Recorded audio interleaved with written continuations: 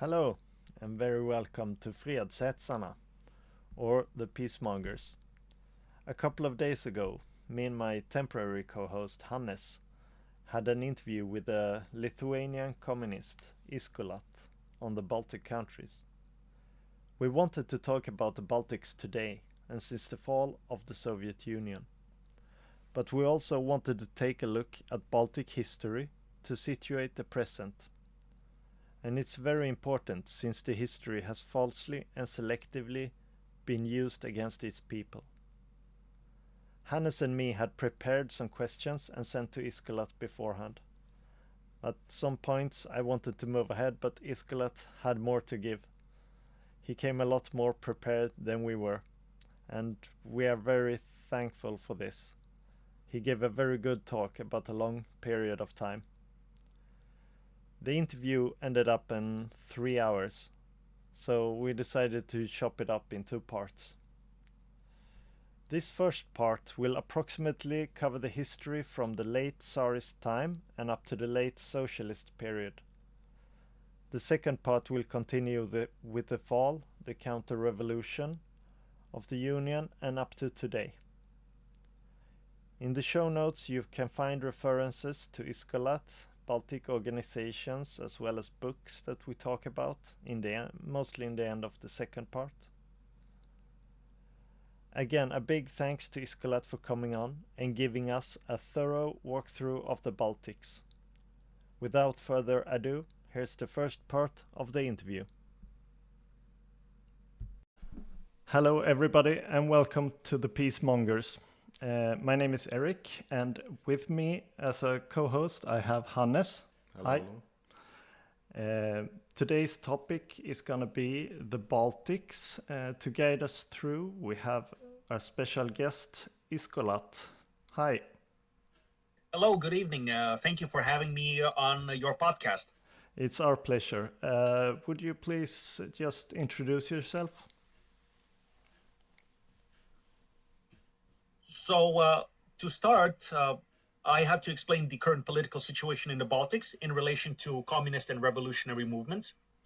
We have to use pseudonyms because the communist movement in the Baltics is banned. In 1991, the Communist Party here was banned, and the ban is still active. So any kind of public agitation is a criminal offense here. So we have to be very careful, and we cannot be too public with what we do. There are legal organizations. We maintain contacts with them. But of course, I will not go into details so that I could protect my comrades. So what we do, we spread awareness among the people about the real history, about the the immense contribution of the Soviet Union during the Great Patriotic War, how the Soviet Union tried to maintain peace, how socialism positively transformed the Baltics from very poor agrarian countries into industrial and scientific powerhouses. And we obviously try to destroy the forgery, the destruction of history that is now waged by imperialist capital and its representatives, its foot soldiers in the Baltics. So the current Baltic governments are extremely reactionary, and I can say that they're openly fascist. They repress any progressive and revolutionary movements. They continuously forge and distort history, trying to paint the nationalist organizations and Nazi collaborators as heroes and liberators. If you attempt to publicly disprove these slanderous claims, then you will get in trouble, because then you will be accused of supporting the so-called totalitarian ideology, which means communism, and you will be accused of justifying war crimes. So basically, repeating real history, stating the real history, saying that the Soviet Union was the main contributor in Nazi Germany's defeat, this will get you in trouble. If you say that the local collaborators are responsible for the horrific crimes of Holocaust and mass murder of people, you will get in trouble. If you try to preserve the Soviet history, if you talk about the Soviet achievements in economy, in science, in culture, you will get in trouble. So we have to find new ways of spreading this awareness, for example, through literature, through more legal means, and, for example, through various cultural events, for example, such as the cleanup events at cemeteries. We cannot gather in many places like the sites of former World War II monuments, because most of these monuments were demolished. And if you gather there, then you will go to prison. So we have to gather in other places, and we have to use other forms to spread awareness amongst young people, most importantly, and to show everyone that the current nationalist governments, they do not represent the Baltic people.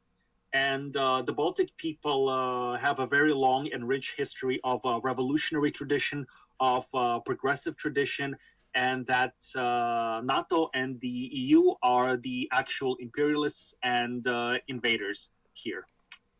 Okay, thank you for that. I think I've committed a crime in Estonia then.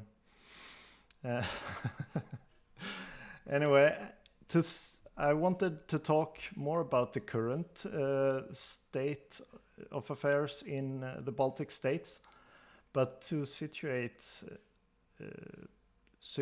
ourselves there, we have to go through a little bit of history.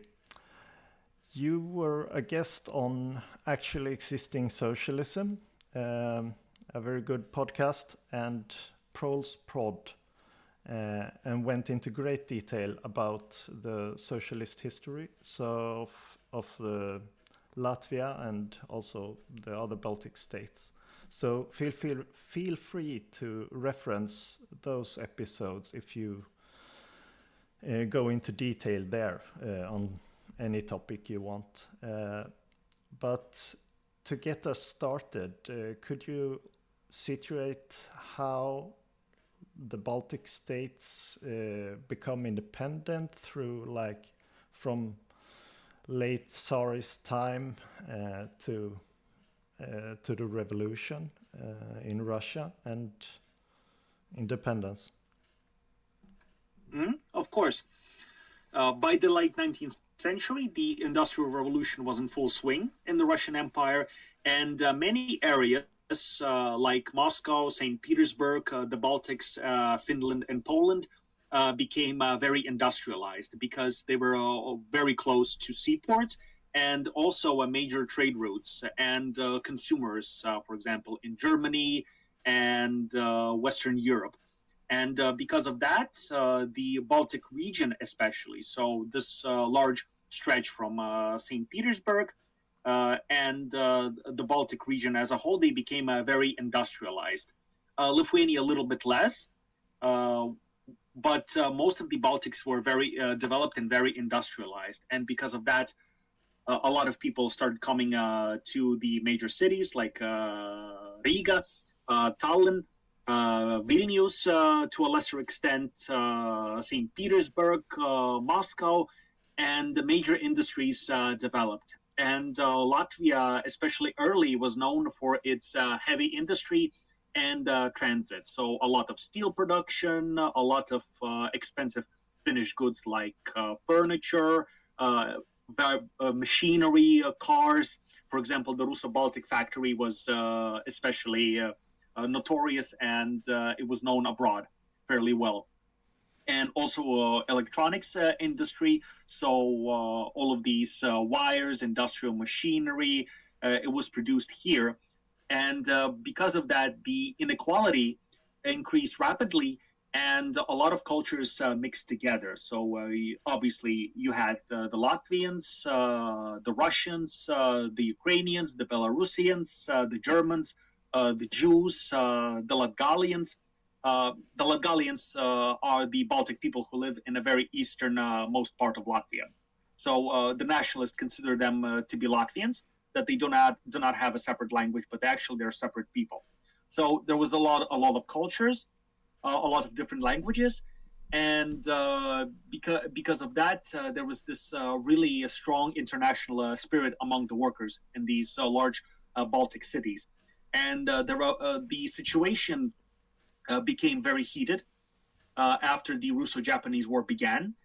People started demanding better pay because they had to work for 10, 12, or sometimes even 14 hours a day with virtually no compensation. And because of that, the revolution started after the Bloody Sunday in St. Petersburg, when the Tsarist police and army opened fire on the peaceful demonstrators. The news soon spread to Latvia, and the 1905 revolution was especially strong in the Baltics. And it took the Tsarist government 2 full years in order to suppress it. There was a lot of street fighting, a lot of barricades, and people retreated to the forests in order to wage partisan warfare against the Tsarist government. And because of that, the revolutionary movement became known as the Forest Brothers. And the nationalists used this name. They hijacked it and used it for all of these Nazi collaborator groups that fought together with the Hitlerites. But the real Forest Brothers were actually revolutionaries who fought against the Tsarist oppression. So for some time, the Tsarist government managed to crush the revolution. A lot of people they had to go into exile to places like Switzerland, the Scandinavian countries, and Italy. And when the 1917 revolution started, uh, when the First World War went especially badly for the Russian Empire, a lot of ethnic units were created in order to fill the gap. The Tsarist government attempted to avoid this because they did not want to arm the minorities. But first, in 1915, they were forced to create these separate units. For example, the Siberian Riflemen and the famous Latvian Riflemen. Yeah. And in 1917, as we know, the Tsar was overthrown and the provisional government was installed. But the provisional government obviously hijacked the popular sentiment. It stole the popular sentiment in order to continue the war and to stop any socialist transformation. So they wanted to stop it halfway. So they demolished the remnants of feudalism, but they wanted to preserve the bourgeois revolution that overthrew Tsarism, but they wanted to prevent the socialist revolution. And then by the end of 1917, uh, the Bolsheviks were ready to overthrow the provisional government, and in October, so the modern style is the 25th of October, but the old style it was the 7th of November. The October Revolution started, and by the end of November, it spread rapidly to the Baltics. Various soldier, landless peasant, and workers' committees formed, and they assumed power over the remaining free territory in the Baltics. So by 1917, all of Lithuania and half of Latvia was captured by the Germans. So the Germans controlled the left bank of the Daugava River, and the right bank, the other half of the country, was still controlled by the local councils. This is, That proclaimed. I'm sorry, Iskolat. This is before the Brest-Litovsk peace treaty. Yes, sure. Yes, shortly before the Brest-Litovsk peace treaty. So in 1918, in April, the negotiations start, and obviously Trotsky and his group try to sabotage the negotiations as much as possible. And because of that, the Germans imposed very, very harsh terms the second time. Yeah. When the Brest-Litovsk treaty is signed. So the Germans and their Austrian allies, they would capture all of Ukraine, all of Belarusia, and all of the Baltics and Finland. And they would require, I believe it was 4 or 5 billion golden Reichsmarks in compensation. The terms were very harsh, but the peace was necessary in order for the Soviet government to rebuild, to crush the counter-revolutionaries, and stabilize the food situation because of the danger of famine. And the Latvian riflemen who served and people from these captured territories, at first they were very upset with this, but the Bolsheviks explained that it was necessary to give the Soviet government a reprieve, some time for maneuvering And when the time comes, the German imperialists will be defeated, and these territories will be liberated. Yeah. The thing is that all of these opportunist and Trotskyist groups, they wanted to resume the war in order to crush the Soviet government. They wanted to resume the war with the Germans, and they tried to divide the various groups, ethnic groups that formed the Soviet government. So they said, for example, to the Ukrainians, why do you have to wait? We can wage a war right now. They said the same thing to the Latvians. Why wait? We can just, kick the Germans out by force, even though Germany was especially strong at that time. And they even killed the German ambassador in Moscow, the socialist revolutionaries, in order to kickstart a war. But fortunately, the war was averted, and they also the foreign diplomats, the Western diplomats, and all of these reactionaries, they wanted to convince the Latvians to overthrow the government. So the July putsch of 1918, it failed, fortunately, and then the November Revolution happened in Germany. And then the German lines collapsed. And various nationalist factions previously controlled by the Germans, they sprung up. And because the Germans were basically defeated, they could not stay in all of these Eastern European regions. The nationalist groups immediately allied themselves with the Entente, so the Franco-British alliance, and then the Americans. And the same happened in the Baltics. At first, the Germans formed the so-called independent governments in January and November 1918. In Latvia, it was the 18th of November 1918. But these nationalist governments were especially weak. They were especially weak, and even the US and the British ambassadors noted that they had no real popular support. So, in order to prevent the communist takeover, the communist revolution in the Baltics, they immediately started giving a lot of weapons and funding and volunteers to the nationalist government.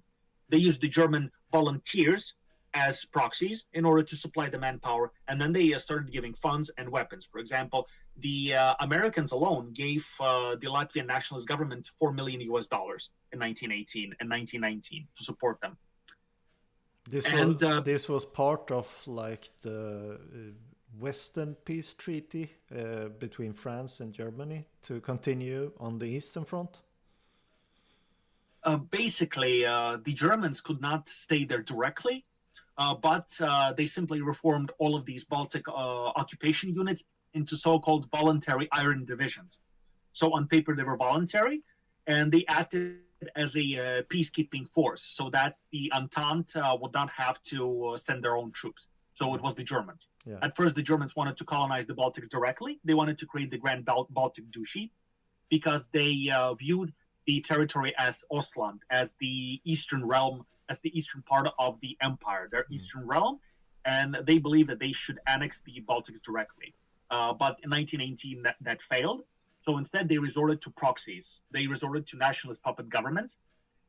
And this was also important because it allowed them to trick the people. They said, we're going to give you freedom. You're going to be a free, independent country. But in reality, it would be France, Germany, and Britain calling the shots. And that the nationalists would simply answer to them.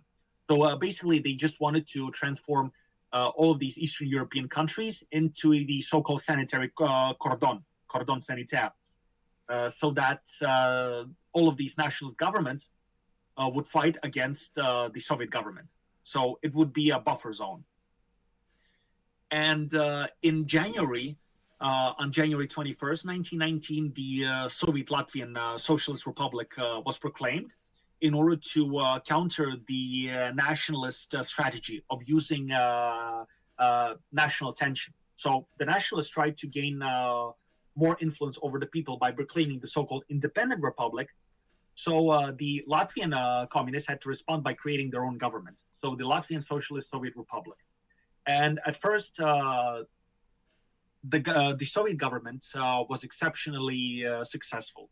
So the nationalists were kicked out of Riga, and almost all of the country was under the Soviet government. Only a very, very small pocket in the west, near the port city of Liepaja, was still under nationalist control. And the British evacuated the nationalist government on their own ships to prevent them from getting captured. But unfortunately, the advancement of the reactionary white armies in Siberia, in the Caucasus, it forced to divert a lot of forces to these sectors. So unfortunately, the Latvian Socialist Army was very small, about 30,000 people. But the nationalist forces combined, they and the German forces, there were roughly 50, 60,000 people. So it was a lot, twice as much. And in spring 1919, they began, by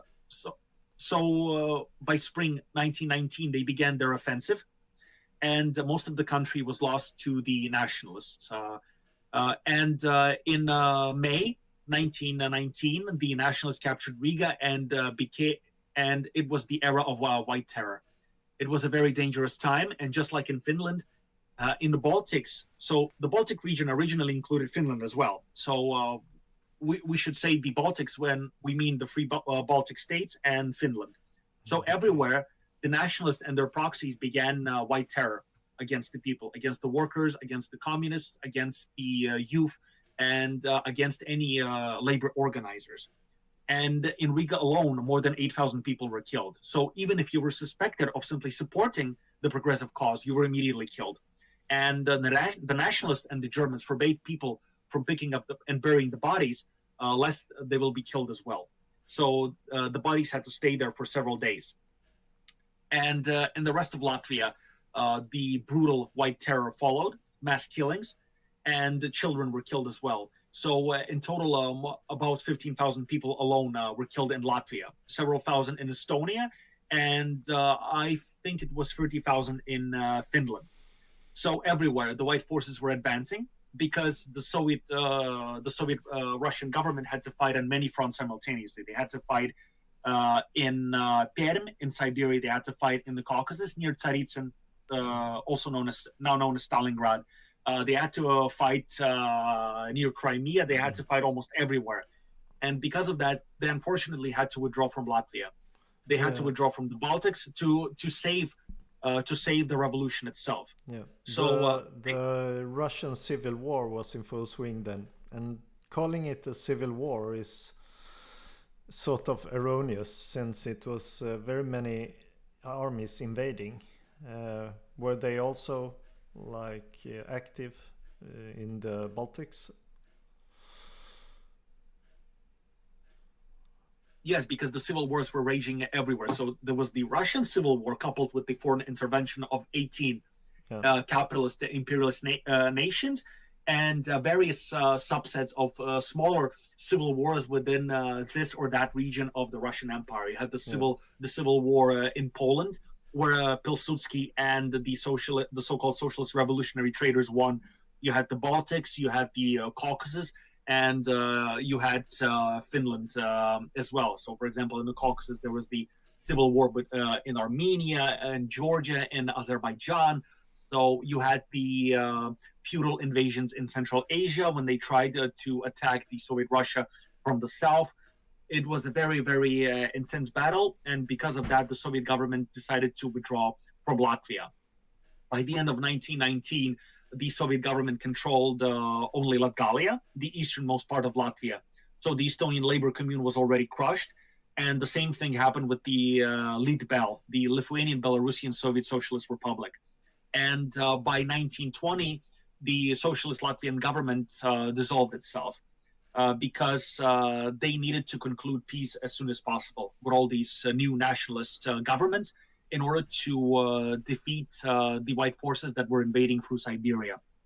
And in August 1920, the Riga Peace Treaty was signed that formally concluded the hostilities between the Soviet government and various nationalist governments in Poland, Lithuania, Latvia, Estonia, and Finland.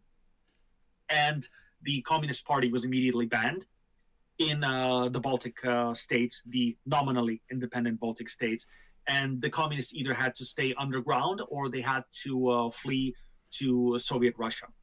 And even this very short period of the first Latvian Socialist Republic, it was very important because the government immediately began the redistribution of land.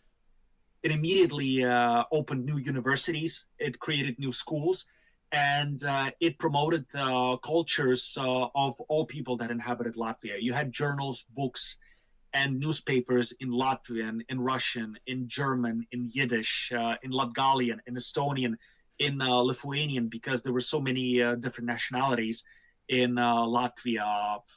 Uh, it was a very short but very intense period of struggle, and because of that, there was this very powerful communist underground organization in the Baltics, in all three Baltic countries, and in Finland as well. And then came the so-called interwar period, which was difficult because the so-called democratic governments in Latvia, Lithuania, and Estonia, they waged a very brutal white terror. So communist organizers and communist leaders like Šilis Jaunzems, they were killed even during peacetime. So the Latvian government used military tribunals in peacetime in order to kill communist and labor organizers until 1923. So despite the so-called independence and democracy, they were just brutally killing everyone who resisted them. In the mid 1920s, some war refugees came back to Latvia because many people fled to Siberia in order to escape the First World War and the German armies. Some of them stayed in Soviet Russia, some of them returned to Latvia, and most of the heavy industry was destroyed. It was in shambles because a lot of stuff was evacuated deep into Russia, and a lot of things were destroyed. And Latvia lost more than 500,000 people because of the conflict. And the economy transformed mainly into the light industry and agriculture. Okay. And these largest factories, they were either abandoned or they were downsized, so they became very small. Many of them still existed, like Rusabalt, the carriage and automotive factory, Comutator, the telephone and electronics factory, the porcelain factory, Kuznetsov. It also existed, but most of these factories were in very bad shape. And the government, in order to crush these large labor collectives, they wanted to pursue the light industrial and agricultural development plan so that there would be no large factories, no large worker collective, and no large labor unions. And this policy was called Danizatia.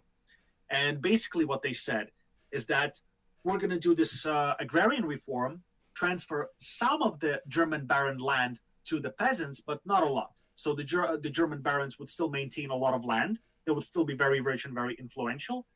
And the peasants would be stuck with these very, very small plots of land. So there would still be small peasants. But they would work for the baron as well.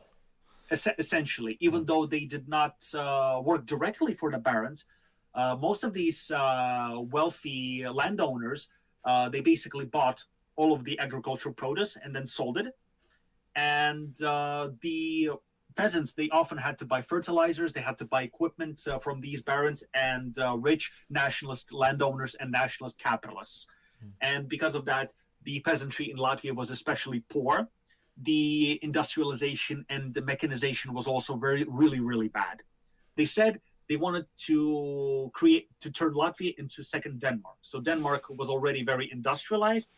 It had small plots of land, but they used a lot of machinery and a lot of fertilizer. So productivity was very high in Denmark. It was about 7 to 8 times higher than in Latvia. But in Latvia, the productivity was very low because there were no fertilizers and there was no heavy machinery for the peasants. And because of that, a lot of small peasantry went bankrupt.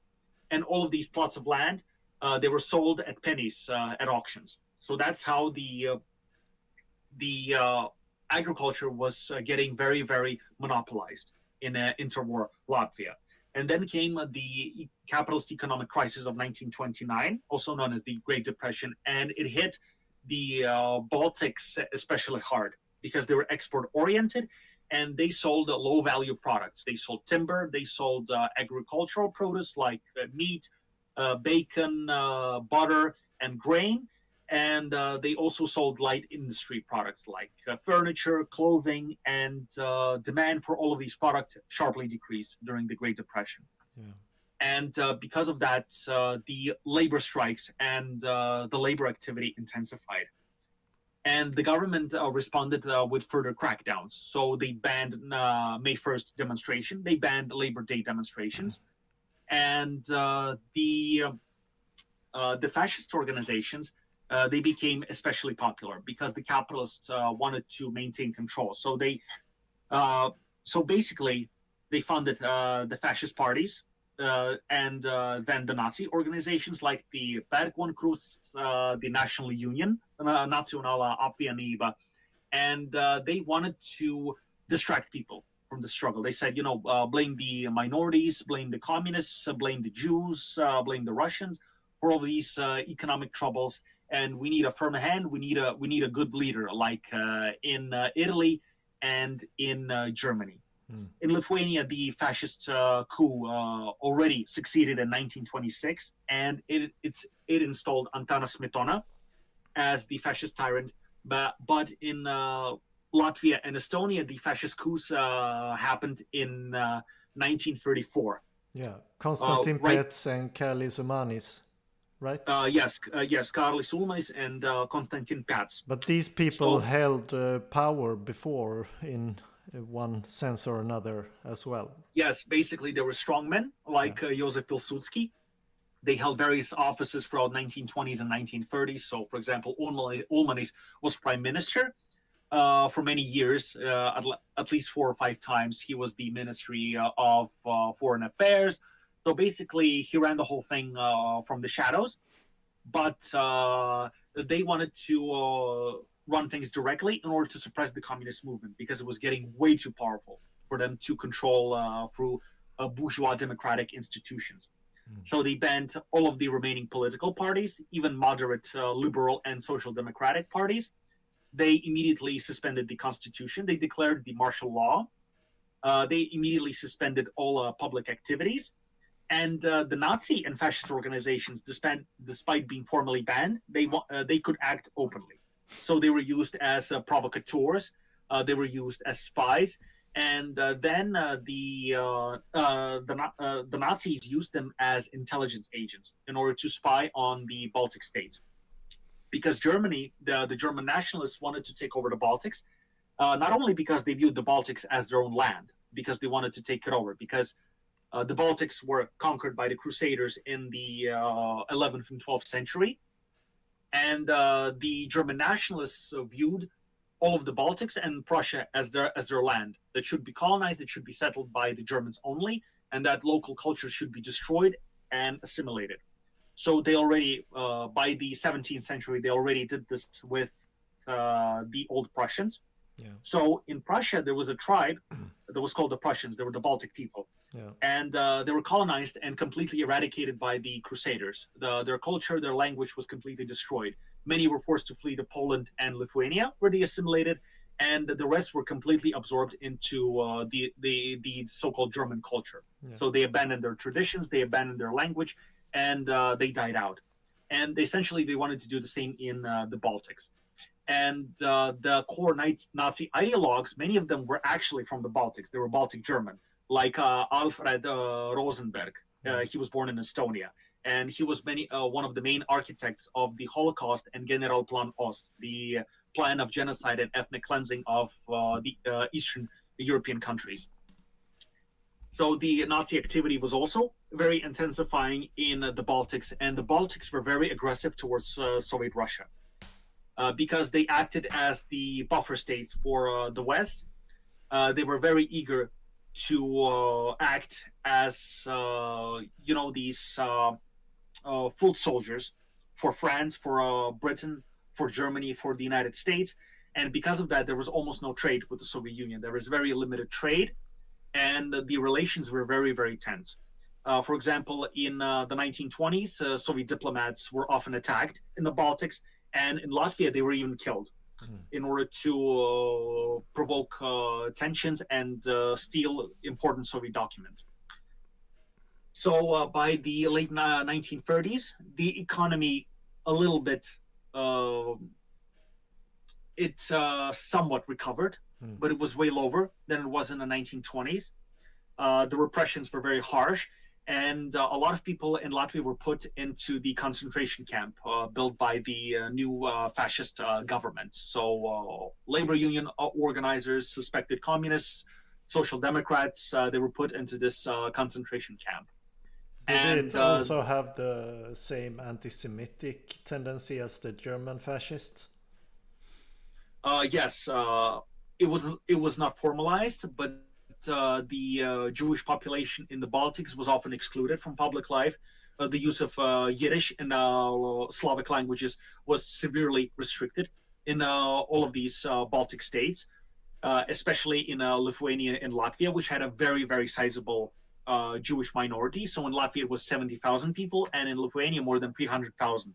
For example, Vilnius and many cities in eastern Latvia were majority Jewish because of that. And the region was known as North Jerusalem because of that, because there were a lot of Jewish people.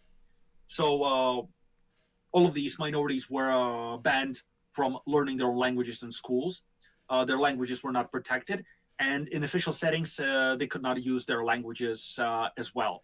And for example, in Latvia, the official slogan of the government was Latvia for Latvians only. That was their slogan. And even though there was, before the Nazi invasion, there was no systemic mass murders, but there was already repression and street violence against the communists, against the Jews, against the Roma people, and so on. Yeah. But then the World War II started, and the Baltic economies again were hit very, very hard because they were export oriented and they were very dependent on German and British financial capital for investments and for export markets. In total, Germany and Britain accounted for roughly 60 to 70% of all Latvian exports, and the German and British banks controlled 2/3 of most Latvian financial enterprises and large investment firms. So banks, all of these agricultural funds, and so on. It was mostly owned by foreign capital. And because of the disruption of trade, the Baltic economies were on the brink of collapse because the Germans and the British stopped buying from the Baltics. And because of that, many factories closed, and a lot of people were either fired or switched to 4 or even 3 day working week with reduced pay, of course. Yeah. And so the Baltics were forced to increase their trade with the Soviet Union. So many trade agreements were signed, and the trade agreement signed by the end of 1931 gave the Baltics exclusive access to the Soviet market. So the Baltics could buy Soviet raw materials at lower than market prices, and then they could sell their export materials exclusively to the Soviet Union, which was very good, and it stabilized the economy somewhat and prevented complete collapse. But still, the Germans wanted to use the Baltics as their springboard for their operations. And because the Western imperialist states like the British and the French imperialists wanted to force the Germany to go eastward to provoke the war with the Soviet Union, they gave Austria, they gave Czechoslovakia, and eventually they gave Poland to Nazi Germany. Yeah. So that it would rapidly expand its sphere and influence and start fighting with the Soviet Union at the worst possible moment for the Soviet Union. And because of that, the Soviet Union, because the Western governments were not interested in maintaining peace, they were not interested in containing the Nazi aggression. The Soviet Union was forced to sign the non-aggression treaty with the Nazis, Yeah. which was necessary because it delayed the war for another 2 years, which was crucial. This And is here, also after almost every state in Europe had a non-aggression treaty with the Nazis, including the Baltic exactly, states, right?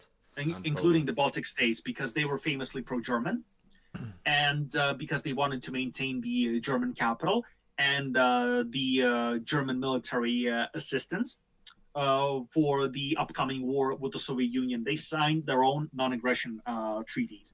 So Lithuania signed the non-aggression treaty with Germany in March 1939, when the Germans basically captured the city of Klaipėda, also known as Memel, and forced Lithuania to surrender it. Then in June 1939, the non-aggression treaties were signed with Latvia and Estonia. And only then, in August, the non-aggression treaty between Germany and the Soviet Union was signed, after every other possibility to maintain peace was exhausted. Because famously, the Soviet Union pledged to send hundreds of thousands of troops to help Czechoslovakia, to prevent the German capture of Czechoslovakia. But Poland, France, and Britain refused. So Poland refused to allow Soviet passage. It did not allow the Soviet troops from passing in order to aid Czechoslovakia. And France and Britain refused to create the system of collective security that was proposed by then Soviet Minister of Foreign Affairs, Maxim Litvinov, the so-called Litvinov system, which would later, in some form, would be incorporated when they created the UN. So all of these attempts at maintaining peace failed, and the Soviet Union, in order to delay the war as much as possible, signed this non-aggression treaty. And because of that, it prevented the German takeover of the Baltic states. Because the Nazis already had their intelligence services in the Baltics. They had their Abwehr, so their military intelligence in Lithuania, Latvia, and Estonia. They had their ethnic Germans who were active there, as well as they enlisted the help of various nationalist organizations in order to sabotage the Soviet efforts. And by 1940, the situation, the political and socioeconomic situation in the Baltics became critical. So the economy was still pretty much in shambles. Yeah. It was not completely collapsing, but it was still in a very bad shape because of the war. And the repression intensified. So the government continued arresting people, putting them in the nationalist concentration camps. And the communist governments, who were working in the underground for all this time, they were planning to start the general strike in June 1940. So on June 15 in Lithuania and on June 17 in Latvia and Estonia, the general strike commenced, organized by the communist parties. And all of the major factories, roadways, and ports were blocked by the striking workers. And they demanded immediate resignation of the government, immediate restoration of the previous bourgeois freedoms that existed, and they demanded increased pay and the restoration of constitution and restoration of labor unions, because independent labor unions were also banned by the fascists. The nationalist governments at first attempted to respond in force, and there were serious clashes.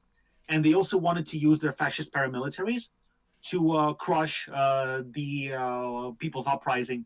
And the Soviet Union demanded that the government stop, that the governments do not harm any Soviet interests in the country. So before that, the Baltics were forced to abandon their German aspiration and sign a military treaty with the Soviet Union, that the Soviet Union would place its military bases in the Baltics to prevent German takeover. And the Soviet Union stated that you must cease all hostile activities, you must listen to the people, you must hold new elections. And the governments eventually caved when their own armies declared neutrality. So they refused to intervene on the side of the fascists. And because of that, all three governments collapsed, and new elections were called, and the combined People's Fronts in Lithuania, Latvia, and Estonia won with an overwhelming majority, with more than 90% of the vote. In Lithuania, the President Smetona fled the country. He fled to Germany and then to the United States. And in Estonia and Latvia, the fascist presidents Pats and Ulmanis were forced to resign. They formally stayed as presidents, but they relinquished the post of prime minister and announced new elections, which the people's governments won. So this is mid yes. 1940? Yes, this was the revolution, the June Revolution of 1940 that toppled fascism. Because before this, I went to Wikipedia to look at Baltic history, and it says that Soviet Union invaded.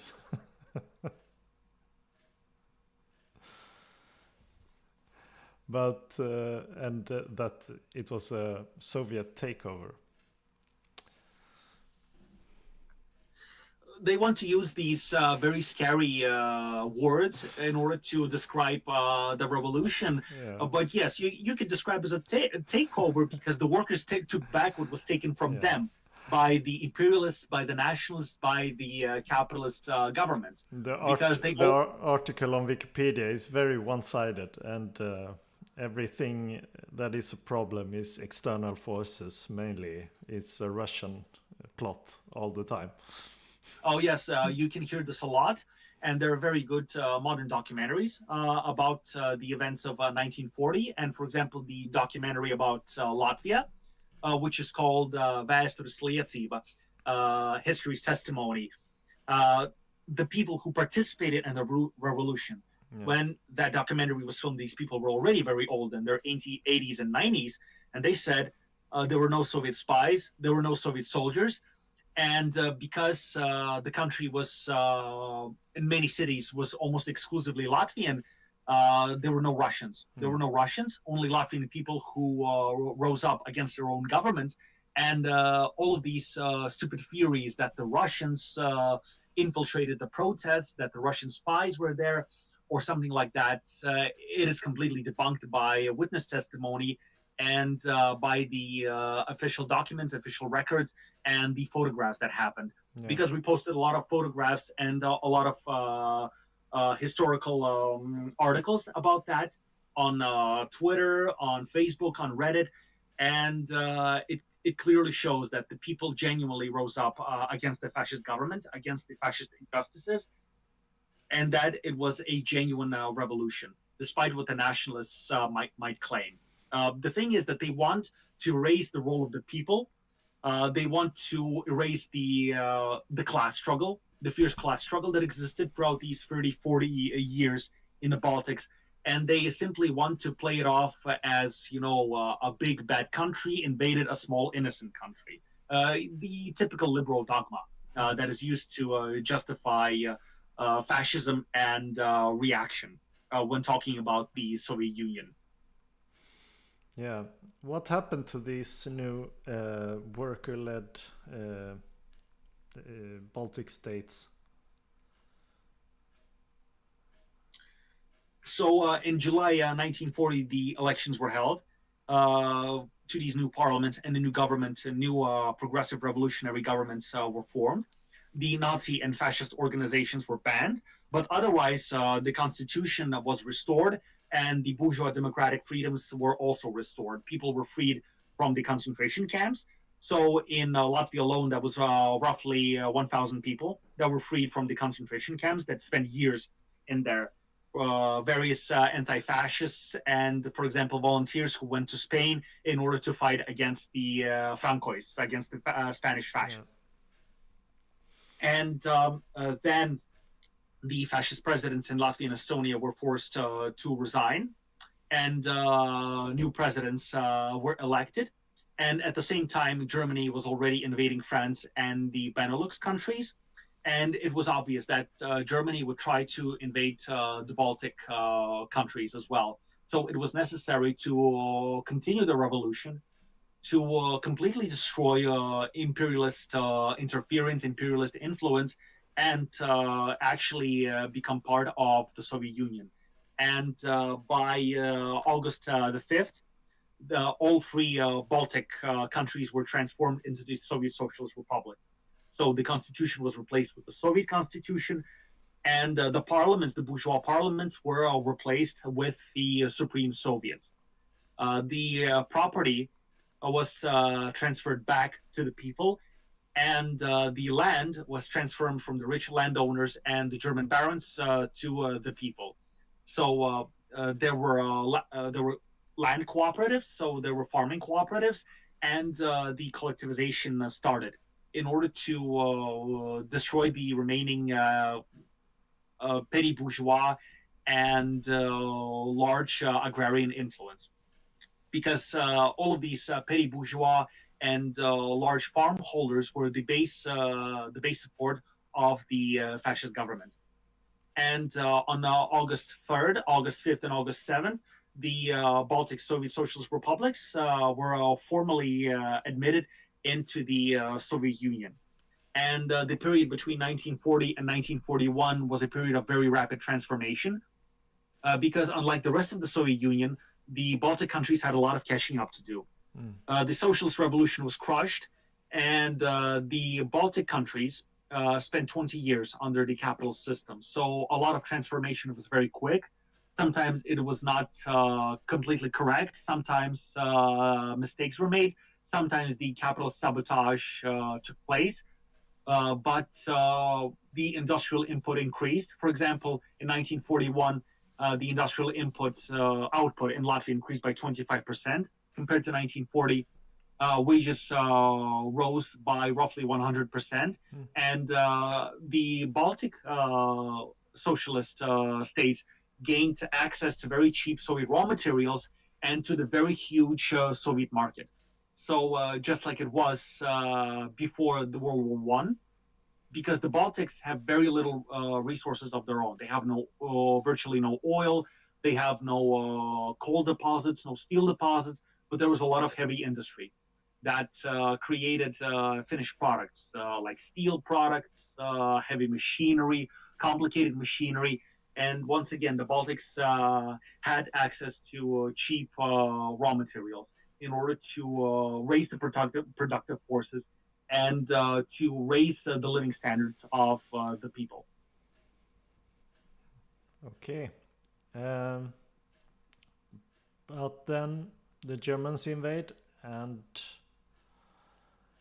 I've seen like propaganda pictures how the like the Estonian and Latvian and Lithuanian flags, the independent flags, are shown next to like Finland and Romania and Hungary and Nazi Germany through the Operation Barbarossa and Yes, Nazi propaganda.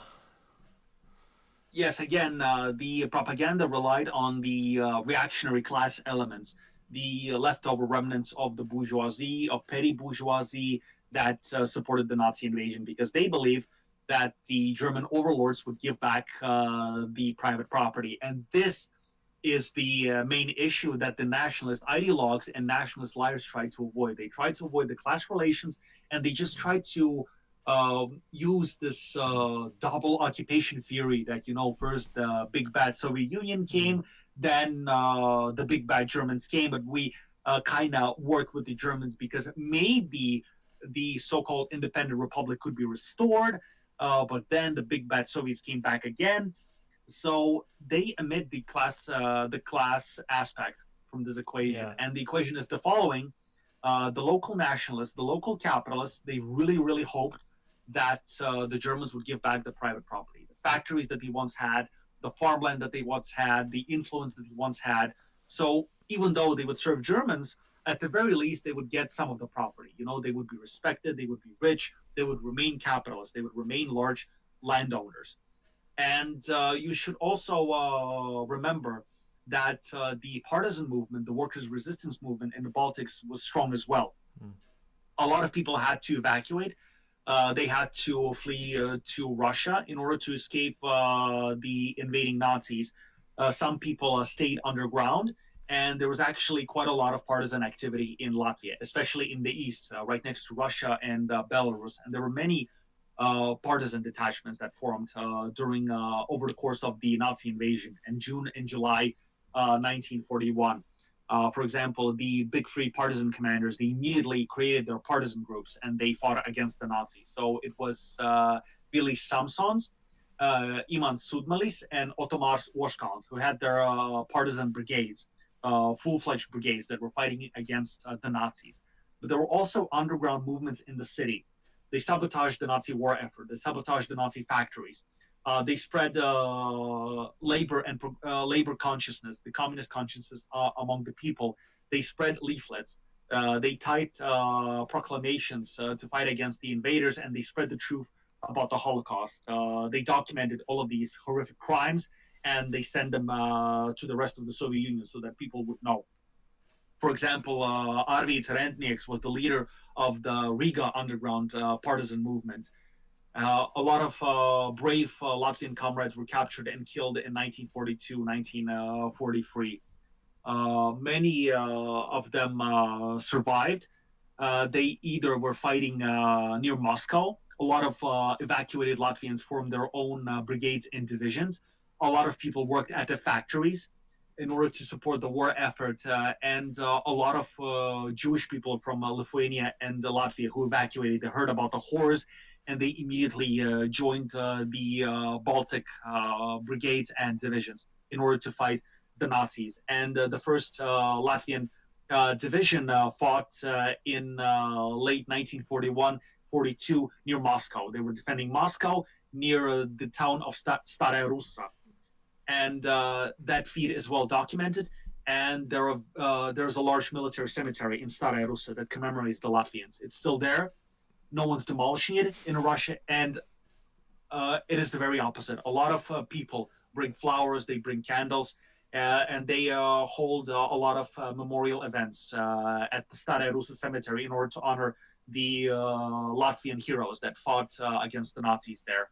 But in the Baltics, and especially in Latvia, all of these monuments dedicated to partisans, dedicated to World War II fighters, to the underground, they were all demolished. They were demolished, and if you lay flowers, if you light candles at these former sites of monuments, you will be arrested. You will be arrested, and you will be criminally prosecuted if you do that. Did that happen even before the war in Ukraine? No, the Ukraine was the catalyst that allowed them to openly do that, but formerly no. And there were actually very large events, especially in Riga and eastern part of the country where the partisans operated. Yeah. So in Riga, at the monument to the liberators of Riga and Latvia, more than 100,000 people gathered every year to celebrate the Victory Day. In Daugavpils and Rezekne, a lot of people gathered. And at the border post between Latvia, Belarus, and Russia, the so-called Friendship Kurgan, the Hill of Friendship, a lot of memorial events took place because this was the place where the partisans operated, and all of these partisans, Latvian, Belarusian, and Russian partisans, worked together to defeat the Nazis. The memorial site at the border was demolished as well, and now there is a huge European border fence, the Iron Curtain 2.0. There was a very fierce class struggle because of the remaining capitalists. Like I mentioned, there was only 1 year of socialist transformation in the Baltics, and because of that, the capitalist influence was still very strong. A lot of nationalist gangs and Nazi Abwehr cells operated in the Baltics, and because of that, a lot of these Nazi collaborators formed their own self-management authorities, but the Nazis denied them any statehood. They refused to recreate the Baltic capitalist republics, and ideologues such as Alfred Rosenberg and, of course, Adolf Hitler stated that the territories in the East must be colonized, and the question of the East is clear, that the people would be eradicated per General Plan Ost. In Latvia, 50% of the people would be either physically killed or deported to Siberia and the Far East, and the rest of the people would be forcefully Germanized and made into German servants. And the territory would be colonized by the Germans, by Scandinavians, and the Dutch. Shit. Yeah. Thankfully, the Red Army liberated Europe. Can you summarize like the socialist period between 1945, the rebuilding, and what was special about the Baltic states within the Soviet Union up to 1990? Sure, of course. I will discuss World War II, the Great Patriotic War, obviously, to understand the context of the post-war situation. So there were a lot of nationalist groups like the National Union, the Thundercross, Perkon Krus, and, for example, the Lithuanian Activist Front. All of these former paramilitary organizations They became very active Nazi collaborators, and immediately they started horrific massacres all over the Baltics. The Holocaust was especially horrific in the Baltics, and when you compare the relative amount of victims, the Baltics have the highest number, higher than even Germany itself. For example, in Lithuania and Latvia, about 95% of all the Jewish people were exterminated. And Estonia, even though it did not have that many Jewish people, the local collaborators were so fierce, were so violent that by 1943 the Germans declared Estonia as Jew-free, Judenfrei, in their maps. That no single Jew was left alive in Estonia. And in Latvia and Lithuania, large ghettos and extermination sites were immediately set up. And most of the killing was done by the collaborators, by the local Nazi gangs. For example, in July and August, the massacres took place in the forests of Rumbula and Biternieki, right next to Riga. Like in Babi Yar, large killing pits were dug out. All of the communist people, the resistance fighters, the Jewish people, Roma people, the people with various disabilities and illnesses were transported there. They were stripped naked and they were killed. More than 10,000 people in Rumbula alone were exterminated. Near Vilnius, about 100,000 people were exterminated, and large ghettos were set up in Vilnius, in Kaunas, Daugavpils, and Riga. A lot of concentration camps were set up in and around Riga for both the political prisoners, the Jewish people, the Red Army POWs. For example, the infamous Stalags, the Stalag system. There were two large Stalag camps in Latvia, in Daugavpils and in Salaspils. Salaspils is a small town right next to Riga. And the infamous death camp, Salaspils, Kurtenhof. It was the largest death camp in the Baltics, and about 100,000 people were killed there in total. The modern nationalist government denies all of these atrocities. They state that roughly 5,000 people were only killed there. They routinely downplay or even deny the atrocities that happened. They deny the complicity of local collaborators, and they're trying to accuse the Soviet historical and war crime tribunals as biased, as unobjective, and so on and so on. And this camp was really infamous. It was just as horrific as Auschwitz and Treblinka, because a lot of medical experimentation took there as well. Because people there were experimented on. They were injecting phenol and other poisons into the inmates, and they were also drawing a lot of blood from the prisoners, especially children, until the children died, because the Nazis believed that the blood taken from children was very pure and very good for the wounded soldiers. A lot of people were forced to work in nearby sand and limestone quarries around Riga and Salaspils, and a lot of people were worked to death. So roughly 70,000 civilians and 30,000 Soviet Red Army POWs were killed in the Salaspils death camp. Yeah. And by 1944, the tide turned decisively against the Nazi fascists, and the Red Army was ready to enter the Baltics. So when Operation Bagration started in June 1944, first to be liberated was Lithuania. Then followed Estonia, and only then Latvia, because Latvia was extremely fortified, because the city of Riga is of strategic importance, because it's a major port city, and it sits right in the middle of the region. So if you control Riga, you control the whole region. Yeah. And Hitler declared that Riga would be the fortress city, that it would be held as long as possible, and that no retreats were allowed. And the entire army group north, which was roughly 400,000 men, was in and around Riga. So they were ready to defend it. At first, the Red Army attempted to cut them off in Courland to the east of Riga in order to trap them.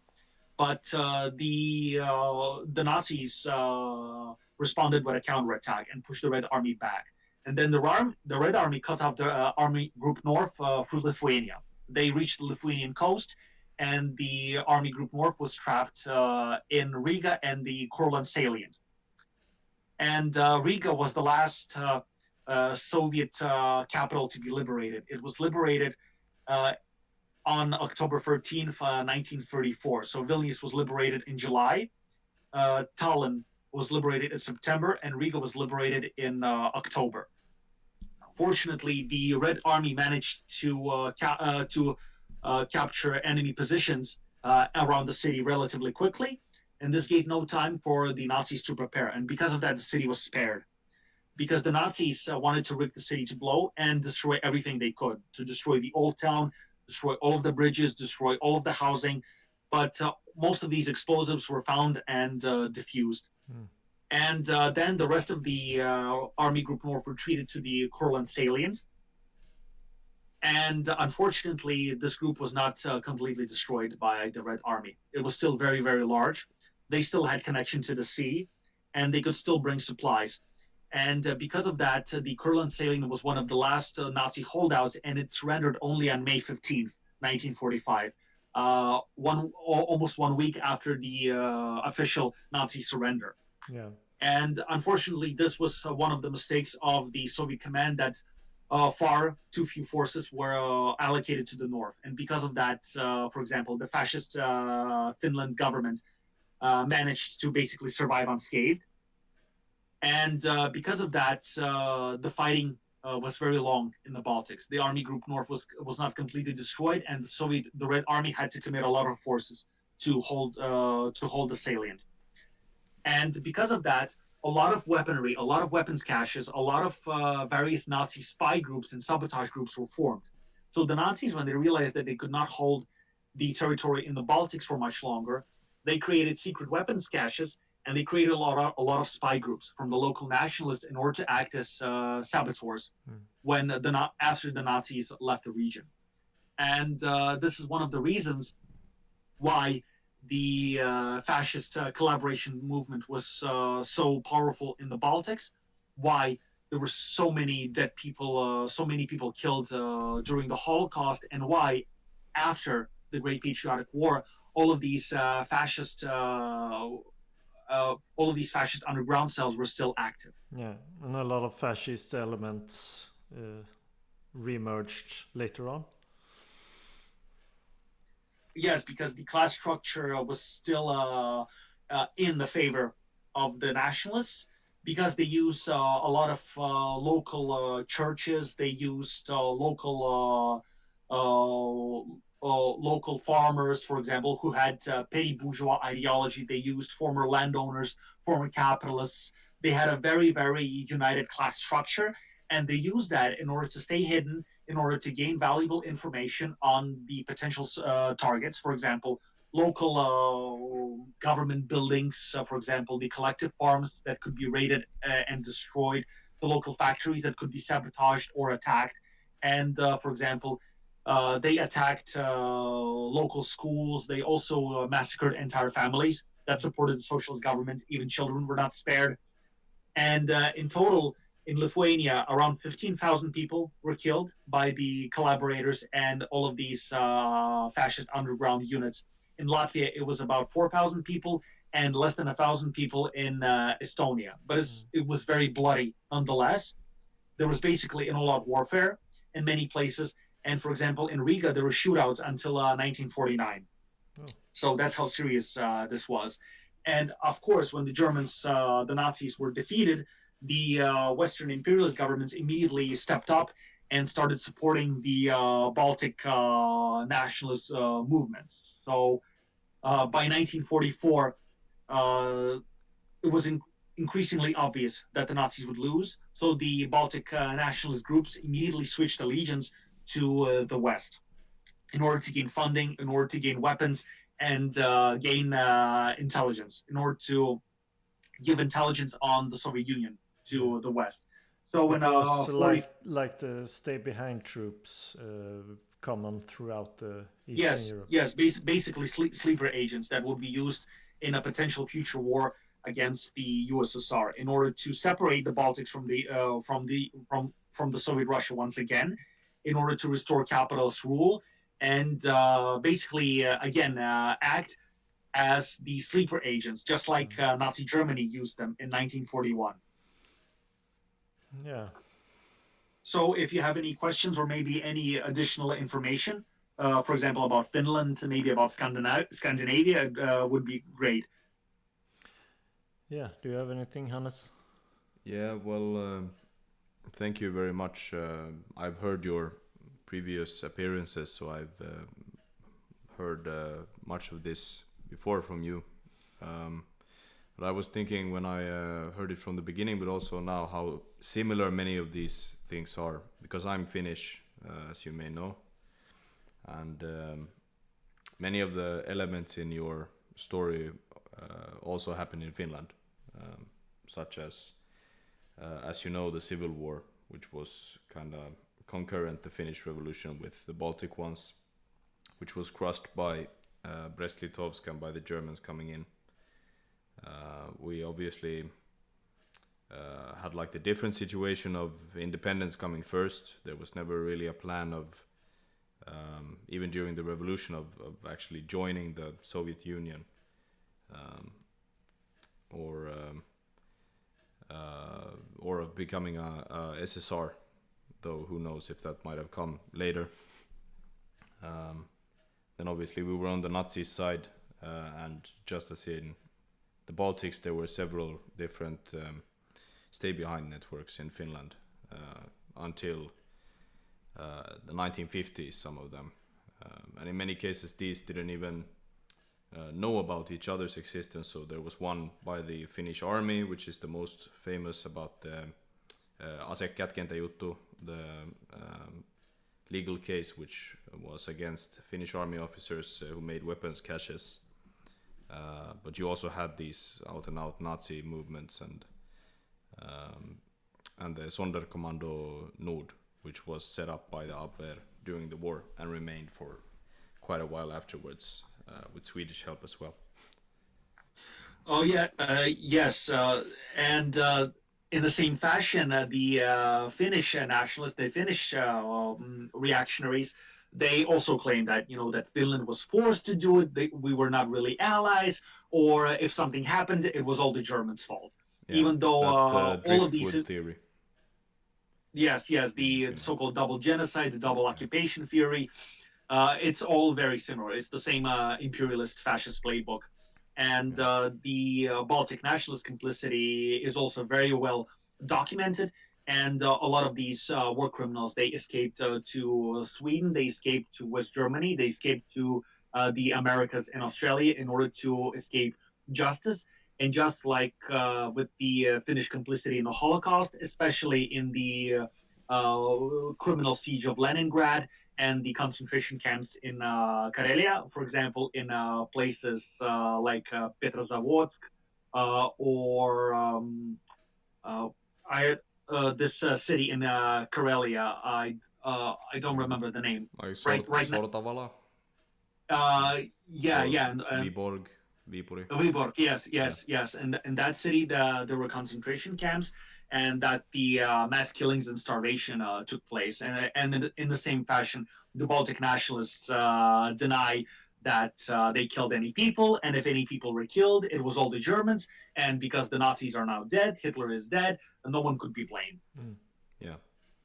Yeah, and we had a lot of, especially Estonian emigration to Sweden in 1945. Absolutely the same thing happened in Latvia. So by the end of 1944, the nationalist groups switched allegiance to the West. They tried to present themselves as the so-called free democratic opposition, so that their Nazi ties would not be so obvious, so that they could fool the people once again. And for example, the most prominent is the Latvian Central Council, the so-called democratic opposition.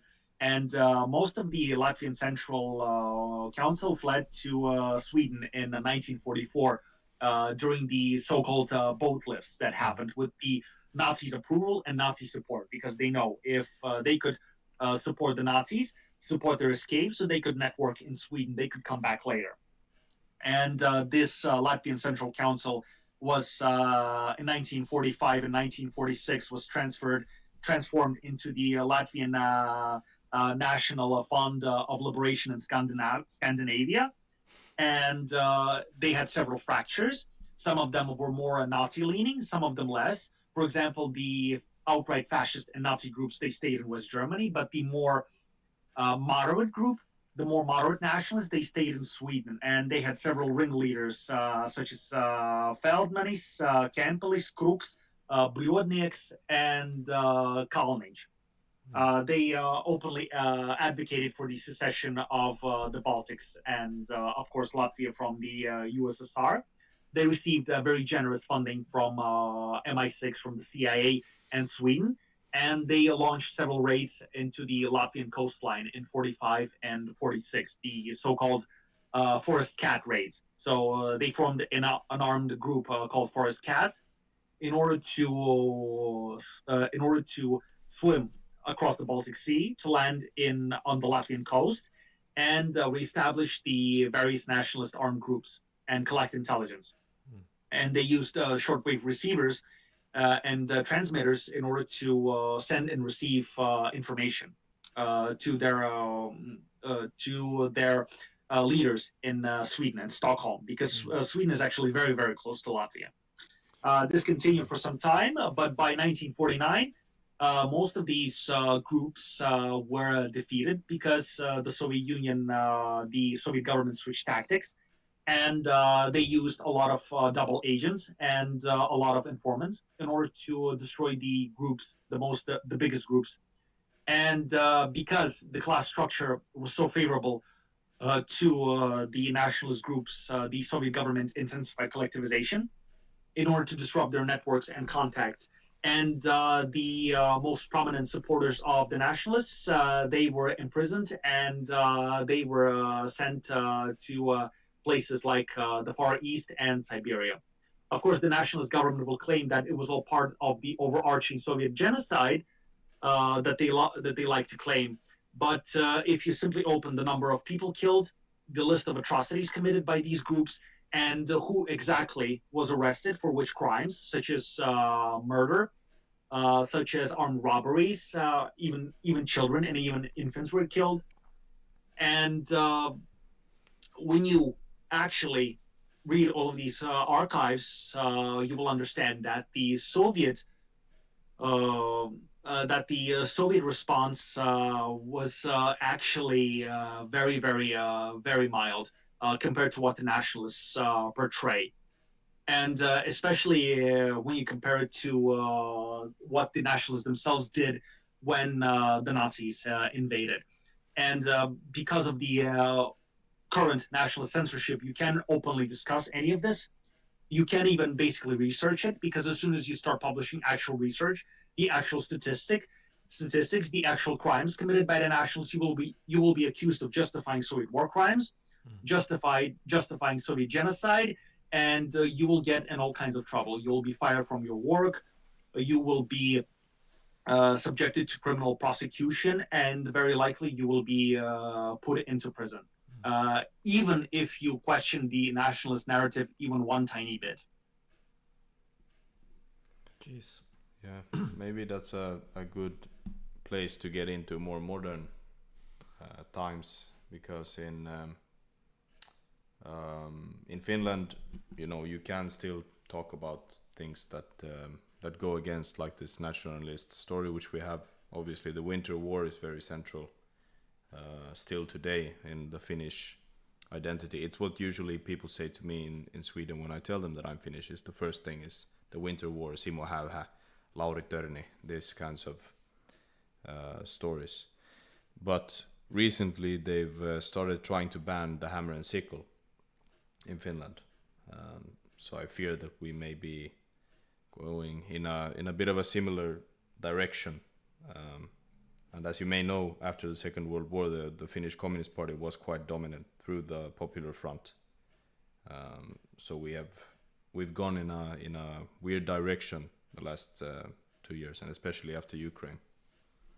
Oh yes, because they essentially what they're doing is following in the Baltic footsteps. Because the Baltics were the most reactionary of them all. In the 1990s, they immediately banned the Communist Party. They created the system of ethnic discrimination and apartheid in the 1990s, and then gradually, when for example, the real democratic, progressive socialist opposition grows in Eastern Europe, they implement similar measures. So the first to ban the Communist Party were the Baltics. Then it was followed shortly by Romania. Then it was Ukraine. Then it was Czechia. Now there are attempts to ban the Communist Party in Poland and, as you mentioned, in Finland. So basically, the Baltics act as this laboratory of fascism, where increasingly reactionary policies are enacted. They see the reaction, they see how far they can go, and then they implement these reactionary policies elsewhere as the sort of template for the fascist oppression of the 21st century. But to get back to the post-World War, post-Great Patriotic War situation, the various nationalist groups were actually quite powerful in Sweden. For example, the so-called Latvian National Partisan Union was also founded in Sweden. It was mostly made up of former SS collaborators. So the Baltic nationalists created their SS units in Latvia and Estonia, one division in Estonia and two whole divisions in Latvia. And Bangeskis, who was the commander of the Latvian SS, was the key political activist in all of these post-World War II fascist organizations. And the organization that is called the Falcons of Daugava, it was the biggest neo-Nazi organization after the war, because most of its leadership was formed from the Latvian SS and Schutzmann battalions, and it was formed in Belgium, and it was active in virtually all of these imperialist nations like Belgium, West Germany, Sweden, and North America, of course. And a lot of this activity was coordinated by the Western secret services. That they used these organizations to gather intelligence from the Soviet Union and to infiltrate the cultural and political life of the country. A lot of these nationalists established contacts with the reactionaries that remained, and they spread their cultural influence. And then the Khrushchev amnesty came when the dictatorship of the proletariat was getting destroyed by the Khrushchevites, by the revisionists, by the Trotskyist gangs. They immediately enacted amnesty, where they released all of these Baltic and Ukrainian collaborators from prisons, and all of these collaborators could freely spread their influence, their propaganda, and historical nihilism among the people. And because there was no strict ideological training anymore, the people in the Baltics and most parts of the Soviet Union, they became very vulnerable to petty bourgeois, to Trotskyist, and even outright fascist propaganda, especially in West Ukraine and the Baltics, obviously. Did parts of nationalist element also sneak their way into the power structures of the Soviet, Oh, the yes, Estonian yes. Soviet, the Latvian Soviets, and Oh, yes, yes, especially in the 1960s at the height of Khrushchevism. Because of that, there were a lot of schisms and factions once again formed within the parties in the Baltics, including Latvia, and they fractured the party and it divided the people. For example, there was the infamous case of the so-called national communists in the Latvian Communist Party, and they said that basically the Soviet Union was colonizing the Baltics, that there was this Baltic replacement by the Ukrainians, the Russians, the Belarusians, and because of that, we must have this separate version of national communism. Well, basically, it's Nazism, and this faction was eventually defeated. But again, the party was very fractured, and a lot of bourgeois elements were within the party. And because of that, the party started losing its course, and a lot of people simply joined for various perks, for various benefits, and political influence. Uh, and the economy, well, it was growing very strongly. So Latvia once again became the hub of science, of heavy industry and innovation. For example, there were several car factories in Latvia. There was a train carriage and locomotive factory. There was the semiconductor and chip and computer factory, the Alpha. There was a lot of medicine developed and produced in the Latvian Soviet Socialist Republic. There was a lot of fishing, a lot of very developed and mechanized agriculture, and even at the height of the so-called Brezhnev stagnation, the Soviet economy was still growing by about 3 to 4% every year, which by modern standards is a lot. Yeah. For example, right now the Baltic economies, they stagnate; they have no growth at all, like 0.2%, 0.4%, which is nothing really compared to even to the 1970s and 1980s.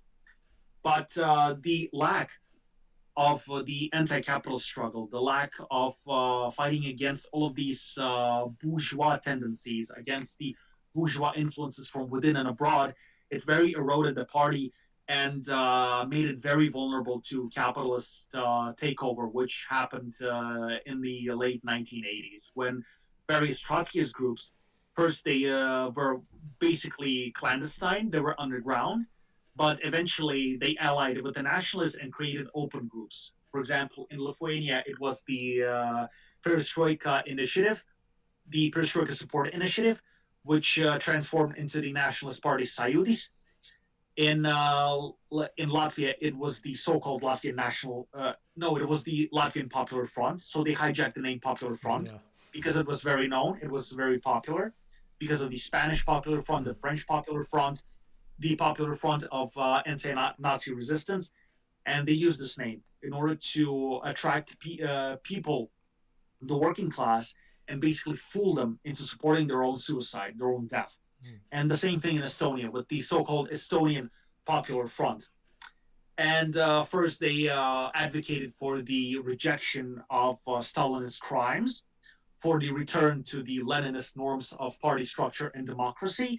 And then, when the Soviet Party was sufficiently weakened, they started advocating for the association with the Soviet Union, and then open separatism, open abolition of the dictatorship of the proletariat, of the socialist governance, and uh, complete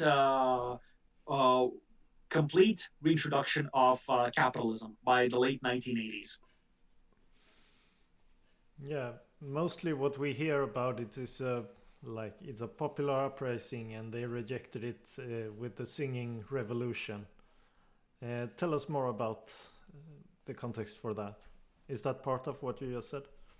Yes, it was part of that.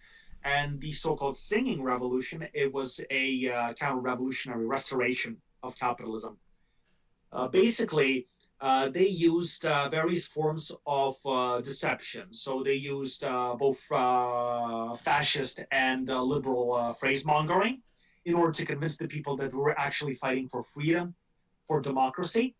It is a very common trick of capitalist ideologues. What they do is they try to portray communism as oppressive, as dystopian, as totalitarian, and they try to separate the aspect of freedom from the aspect of socialism. And but the thing is that the aspect of freedom is completely inseparable from socialism because they omit the class question, they omit the question of property, and they simply use the liberal concept of freedom that on paper everyone is equal, but the capitalists will actually control the production. They will control your physical life. They will control your culture. They will control your life through the economy. So that's how they do it. And they simply state that, you see, communism is against the bourgeois notion of freedom, and therefore communism is against freedom as a whole, is against any freedom, is against any other culture. So it's very totalitarian, it's very repressive.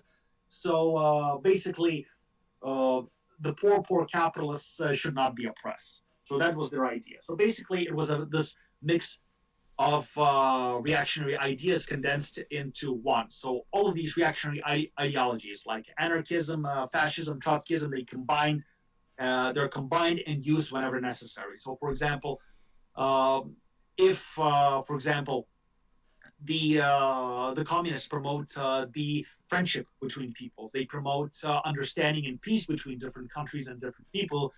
The reactionaries claim that socialists suppress culture. For example, if socialists and communists promote economic growth, they promote industrial revolution. They promote the collectivization and better economy for the people, better living standards, better wages. They say that it's all artificial, that they just destroy the traditional way of life, the traditional economy. For Yeah, example, when and that everything is decided top down. yes, exactly. As if under capitalism you can just elect your CEO or you can elect your manager. So that's what they used. They used the dissatisfaction of the people with the current state of affairs. That the party was heading in the wrong direction. That there was no clear Oh, there vision. That was no cheese. We had no cheese. Sorry. uh, yeah. I've seen that. So It's often claimed like communism is breadlines, and we had no. The food was very poor and stuff like that. yeah, things like that. For example, that all we have to do is just privatize and liberalize, and everything will be very good. Yeah. These things. They're always trying to juxtapose socialism against some very idealized concepts. These very liberal concepts. But you have to talk about classes. You have to talk about concrete facts. That if capitalism takes over, they will capture all of your food. They will control how your food is produced, how your clothing is produced, how you go to work, what you do at work, how you live, and actually they will control it because they have all the property, because they have the ownership, because they can fire you at any moment. You're not in control of production. You're not in control of your country's politics. You're not if in control of your agriculture, your industry, your culture. It is the capitalists, and because on paper you can theoretically become a capitalist. Virtually no one does, and that's what they use. And what we need to do is to resist these manipulations. We need to say outright that capitalism means death. That capitalism means exceptionally high and ever rising prices. That capitalism means constant wars. Like we see right now, that capitalism means constant repression. That capitalism means slavery, not only for the suppressed people, but those people who believe in imperialism, who exercise imperialism, because like Marx and Engels famously said, if one group of people oppresses the other, then neither could be free. Then both of them are enslaved to the private property, to the bourgeois mode of production, to the bourgeois way of thinking, to the bourgeois psychology.